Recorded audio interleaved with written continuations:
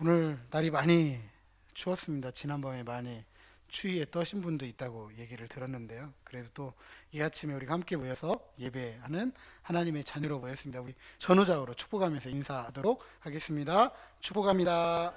네, 잘 나오셨습니다. 네, 은혜 받으십시다. 네, 복을 받으시려면은요. 아멘. 네, 오늘도 우리 예배가 복된 예배가 된 줄로 믿습니다. 앞서 오늘 송년주일이라는 말씀 드렸습니다. 2년에 걸친 코로나 감염병으로 인해서 참 힘겹고 어려운 시간들 우리가 지금도 함께 지나고 있죠. 그래서 이렇게 인사할 수 있을 듯 싶습니다. 한 번 더 인사하십니다. 한 해 동안 많이 애쓰셨습니다. 수고하셨습니다. 함께 해주셔서 감사합니다.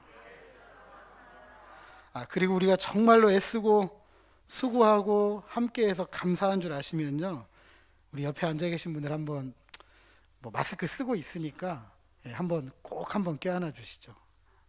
위로와 격려를. 네. 한번.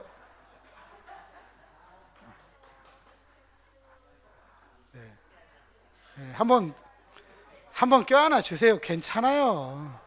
뭐 목사가 앞에서 지금 전부 보고 있는데 여기에 이상한 일이 있을 일은 없잖아요. 그죠? 네. 일부러 세상에서는 그런 거 있잖아요. 프리허그도 하잖아요. 힘들고 어려울 때 누군가 넓은 가슴을 내어주고 한번 껴안아 주면 그냥 괜히 마음이 눈 녹듯 내려가고 때로는 힘도 생기기도 하고 위로도 격려도 받기도 하잖아요. 우리가 주 안에서 한 가족이 되었는데 이 정도 못하겠습니까? 네. 평소에도 많이 껴안아 주세요. 우리가 하나님의 가족이니까. 네. 저도 여러분에게 진심 어린 감사의 말씀 드리겠습니다. 올 한해도 많이 부족하고 저를 위해서 기도해 주시고 함께 교회를 섬기는 일에 해주셔서 진심으로 감사의 말씀 드립니다. 무엇보다도 도움의 돌이 되신 에베네셀 하나님께서 함께 하셨고 여기까지 도와주셨음을 우리가 감사하면서 우리 하나님께도 영광의 박수 한번 올려드리시죠. 네. 하나님께서 여기까지 도와주셨습니다. 여러분들이 기억할 수 없겠지만 오늘 본문은요, 제가 부임해서 처음으로 교회 직원을 선출하기 위한 공동의회를 앞두고 함께 나누었던 말씀입니다. 그리고 오늘 이 자리에는 그때 선출되시고 교회를 섬기고 계시는 우리 또 권사님들이 함께 계시기도 하죠. 교회를 함께 섬기기 위해서 무엇을 맡았느냐보다 우리가 맡은 것을 가지고 무엇을 하느냐가 더 중요하다고 그때 제가 말씀을 드렸습니다. 그렇다면 우리는 이렇게 한번 되물어 볼 수 있을 것 같아요. 맡은 직분을 통해 나는 어떤 일들을 해왔을까? 맡은 직분에 얼마나 나는 충성했을까? 교회를 함께 섬기기 위해서 맡은 직분에 나는 어떻게 참여했을까? 하나님께서 우리에게 맡겨주신 이 직분, 나는 얼마나 기뻐하고 감사했을까? 우리가 교회를 잘 섬기도록 선택해 주신 우리 성도들은 우리를 지금 보면서 어떤 생각을 가지고 계실까? 맡은 직분에 대해서 나 자신은 어떻게 생각하고 있는가? 본받고 자랑할 만한 그런 직분에 성실했을까? 맡겨진 직분을 통해 날마다 그리스도의 장성한 분량이 충만한 데까지 나는 자라왔을까? 이런 질문들 충분히 해볼 수 있다고 생각합니다. 자, 오늘 본문 우리가 익히 아는 달란트 비유입니다. 예수님 당시 종들이 주인의 이익을 위해 장사하는 경우가 있었습니다. 그리고 주인이 맡긴 재물의 정도에 따라서 종의 권위와 지위가 달라지기도 했고 반대로 종의 능력과 지위에 따라 주인이 재물을 맡기기도 했습니다. 오늘 본문은 후자의 경우이고요. 주인은 종들에게 5달란트, 2달란트, 1달란트를 맡기고 타국으로 떠나게 됩니다. 1달란트는 대략 근로자의 20년 노임에 해당됩니다. 20년. 그러니까 결코 작은 금액이 아니었습니다. 꽤 큰 금액을 종들에게 맡기고 주인이 떠났던 것이죠.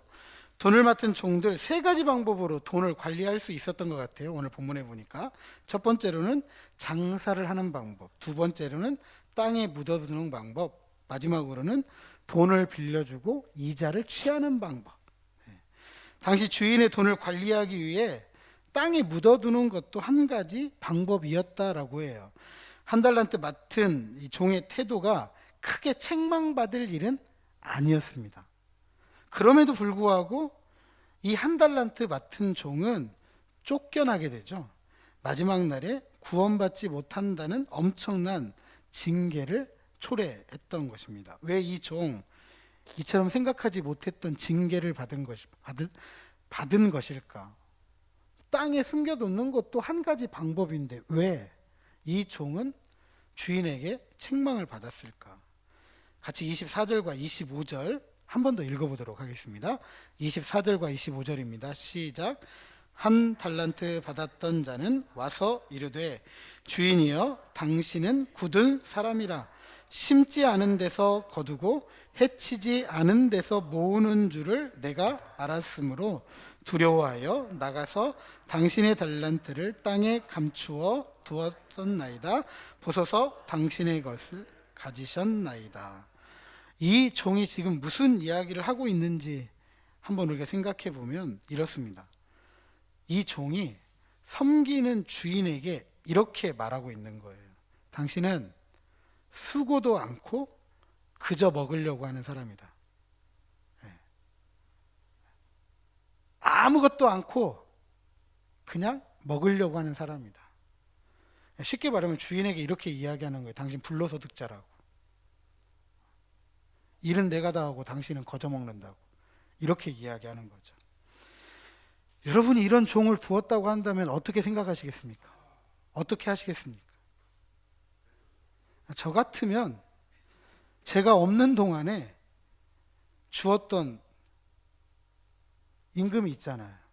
주었던 임금, 먹었던 밥도 있잖아요.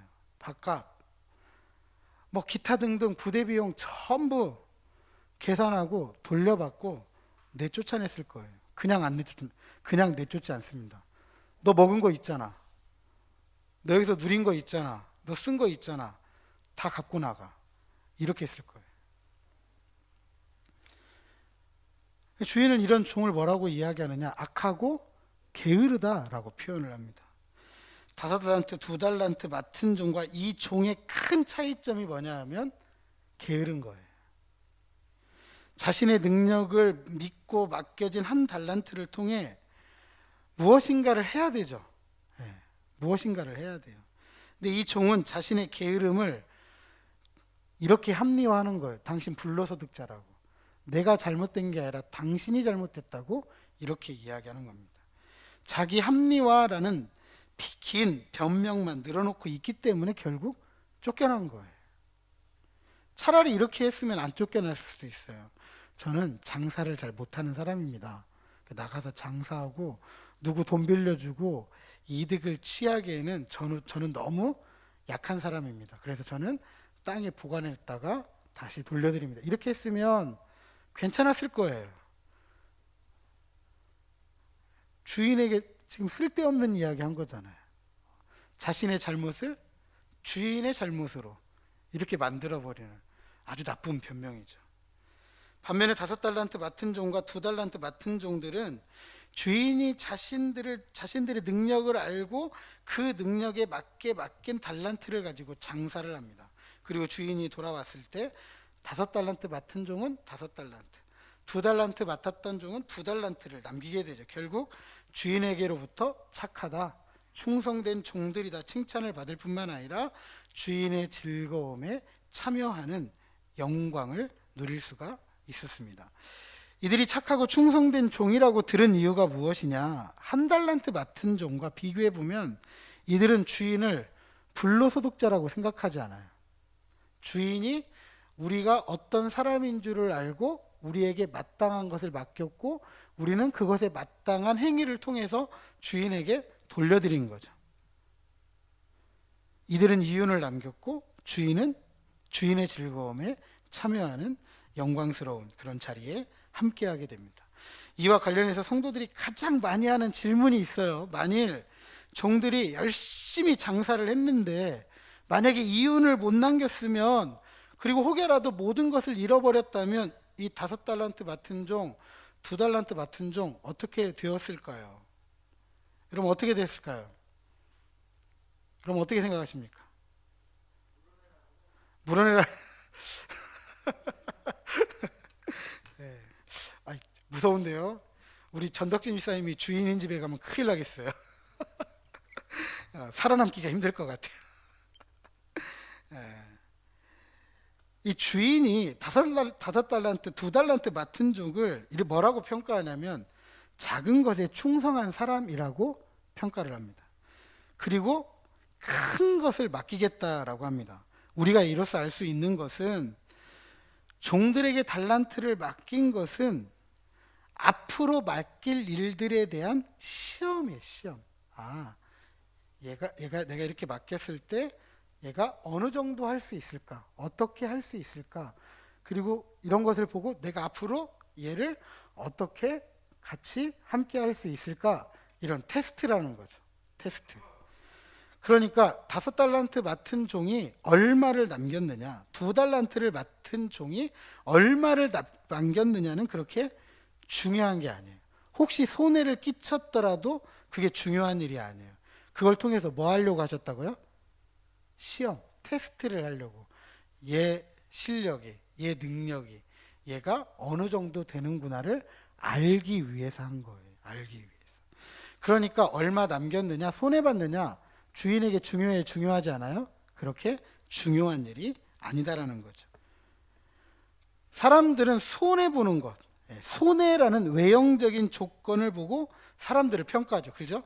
네, 그래서 손해를 끼치지 않으면 잘했다라고 이야기하고, 손해를 끼치면 못했다라고 평가하고, 이윤을 창출하면 성공했다고 이야기하고, 이윤을 창출하지 못하고 손해를 보면 실패했다고 이야기합니다.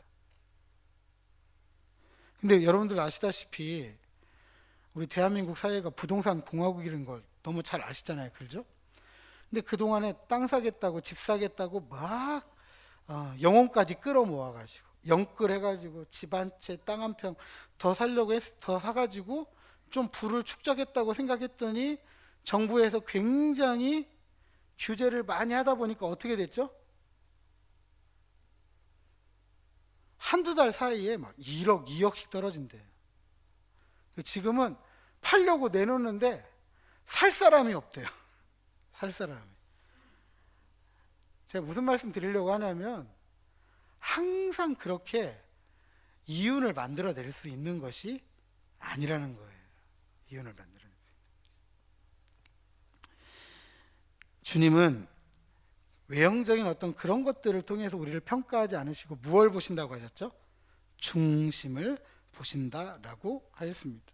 그러니까 비록 맡겨진 것에 손해가 나더라도 그 일에 대해서 어떠한 태도로 접근했느냐가 중요합니다. 즉 충성을 다하는 마음으로 맡겨진 일을 감당하면 그것을 평가하시고 그것에 상을 주시는 분이다. 아멘. 아멘. 그렇다라고 한다면 나이 중요해요? 중요하지 않아요?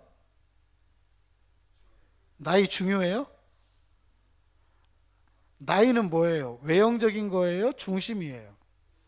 외형적인 거잖아요. 나이 중요해요? 중요하지 않아요? 중요하지 않아요. 배운 거 중요해요? 중요하지 않아요? 중요하지 않아요. 부 중요해요? 중요하지 않아요? 중요하지 않아요. 물론 필요한 것들이지만 그것 때문에 평가하시는 분은 아니라는 거예요. 그러므로 착하고 충성된 종은 첫 번째로 주인을 존중합니다. 주인에게 돌아갈 합당한 영광을 위해 살아가는 거죠. 두 번째로 착하고 충성된 종은 주인의 생각을 좇아서 충성을 합니다. 자신의 생각과 맞지 않다고 해서 거부하거나 부정하지 않아요. 오히려 그것에 맡은 종의 태도를 끝까지 유지하는 거죠. 세 번째로 착하고 충성된 종은 아무리 작은 일이라고 하더라도 맡겨진 일을 성실하게 감당합니다. 참된 주인은 드러난 것으로 평가하지 않고 중심을 보고 평가하고 상을 주시는 분이기 때문입니다. 이처럼 주님에게 돌아갈 합당한 영광을 위해 주님의 생각을 좇아서 아무리 작은 일이라도 성실하게 감당할 때 착하고 충성된 종이다, 나아가서 주님의 거룩한 영광에 참여하는 복을 누리게 되는 것입니다.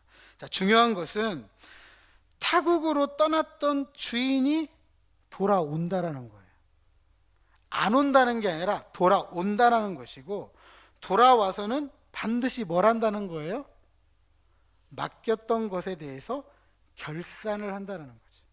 그러게 우리는 결산할 때가 꼭 온다라는 것을 기억하고 기다리면서 결산할 것을 준비해요. 그런데 결산할 때가 꼭 오기는 오는데 성경에 어떻게 써 있느냐? 저를 한번 따라 사십니다.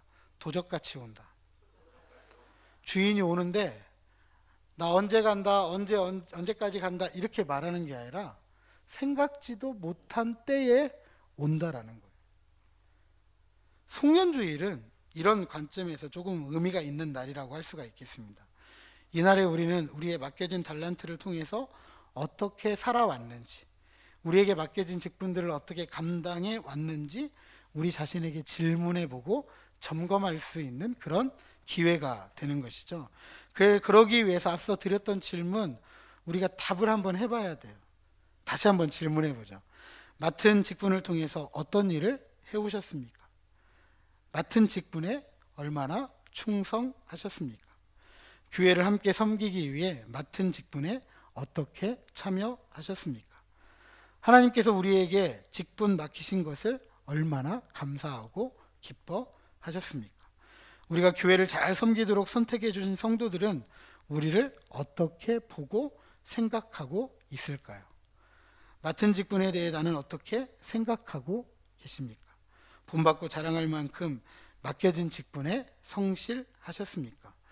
맡겨진 직분을 통해 날마다 그리스도의 장성한 분량이 충만한 데까지 자라오셨습니까? 착하고 충성된 종처럼 주인이신 하나님께서 우리에게 맡긴 직분에 충성했어야 합니다. 착하고 충성된 종처럼 맡겨진 직분에 맞는 신앙생활을 해왔어야 합니다. 착하고 충성된 종처럼 맡겨진 직분을 통해서 교회를 섬기는 일에 적극적이고 긍정적으로 참여했어야 합니다. 착하고 충성된 종처럼 직분을 맡기신 하나님께서 기뻐하실 만큼 우리는 열심을 다했어야 합니다.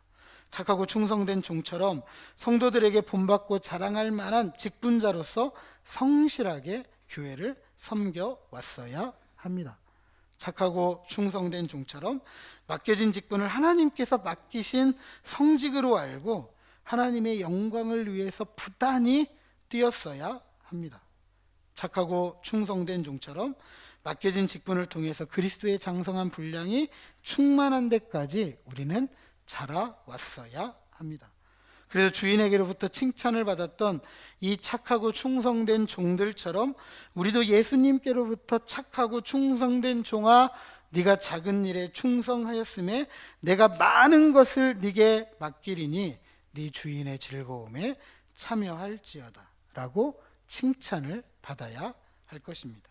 하지만 안타깝게도 우리는 맡겨진 직분에 걸맞는 그런 신앙생활 해오지 못한 것 같습니다. 누가복음 14장 15절 이하 24절에 보면 어떤 사람이 큰 잔치를 베풀고 많은 사람에게 초대장을 보냅니다. 그리고 잔치할 시간이 되었습니다. 초대장을 받은 이들에게 종을 보내어 잔치에 오라고 참여를 독려합니다. 그런데 초대받은 사람들이 하나같이 이렇게 이야기합니다. 내가 밭을 사서 밭이 어떤지 살펴봐야 합니다. 내가 소 5마리를 샀는데 잘 샀는지 시험해 봐야 합니다. 내가 장가 들어서 참여할 수가 없습니다. 무슨 이야기죠?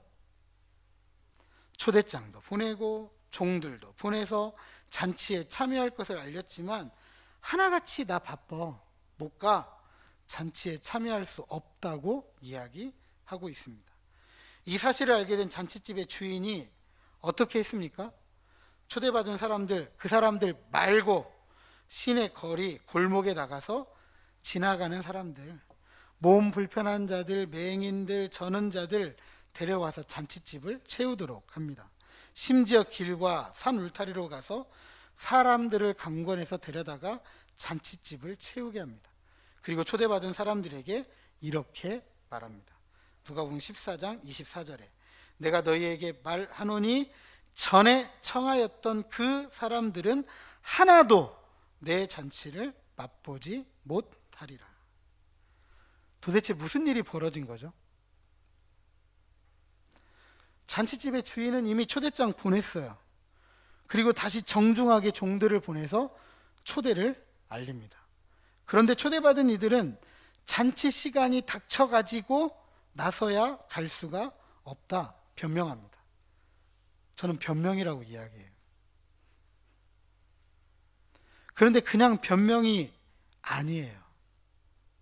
조금 심하게 말하면 말 같지 않은 변명입니다. 왜냐하면 여러분들도 아시는 것처럼 밭을 사는 일이 그날 그냥 하는 일이에요? 아니죠. 소 한 마리 사는 일이 그냥 가가지고 바로 할 일입니까? 아니잖아요. 장가 가는 일은요. 유대인들의 이 결혼은 우리처럼 하루 땅 하는 게 아니고 우리도 하루 하는 거 아니죠. 이미 그 전부터 오랜 동안 준비해 와서 결혼하는데 이 유대인들의 결혼은 결혼식이 일주일이에요. 그러니까 하루 어느 날 그냥 장가 그날 간 게 아니라는 거예요. 다 계획이 있어야만 하는 일인 거죠. 계획이. 그렇다면 잔치를 앞두고 초대받은 잔치 자리에 참석하지 않은 것은 잔치집 주인 욕먹이는 거죠. 그래서 이들의 변명이 말 같지 않다는 거예요. 미리 계획된 일이었다고 한다면 나는 이래서 이 잔치에 참여할 수가 없습니다라고 미리 알렸어야 되죠. 근데 지금 가기 싫은 거예요. 그래서 가기 싫은 이유를 바쁘다는 핑계를 대는 거죠. 밭을 사서 바쁘고 소를 샀는데 소를 테스트해봐야 해서 바쁘고 장가 가가지고 바쁘고 이런 말 같지 않은 변명을 들은 주인이 이들을 잔치에 참여하지 못하도록 막아버리는 거예요. 그리고 초대받지 않았던 이들, 잔치집에 음식이 필요한 이들을 불러들인 것입니다. 자, 그렇다면 맡겨진 직분에 걸맞는 또 우리의 맡겨진 달란트에 걸맞는 신앙생활을 해오지 못한 우리는 어떤 설명, 무슨 변명, 무슨 핑계를 대야만 할까요? 어떤 설명, 어떤 변명, 무슨 핑계를 우리는 말을 해야 될까요? 결산할 그날에 주님께서 우리에게 맡겼던 달란트 직분에 대해서 물으신다면 우리의 설명이, 우리의 핑계가, 우리의 변명이 혹여라도 주님께서 들으셨을 때 말 같지 않다라고 이야기를 하신다고 한다면 이것만큼 끔찍한 일은 또 어디에 있을까요? 물론 이 질문에 저도 자유롭지 못합니다. 저는 1년을 마무리하는 이 시기가 되면 솔직히 끔찍하고 아찔해요. 앞선 질문에 저 자신도 자신 있게 대답할 수가 없기 때문입니다. 그럼에도 불구하고 다시 감사할 수 있는 한 가지 이유가 있다면 이 송년주일이 지나면 새로운 주일이 또 오잖아요. 그러기에 우리는 이 시기에 우리의 맡겨진 직분과 달란트를 다시 점검해야 되는 거죠.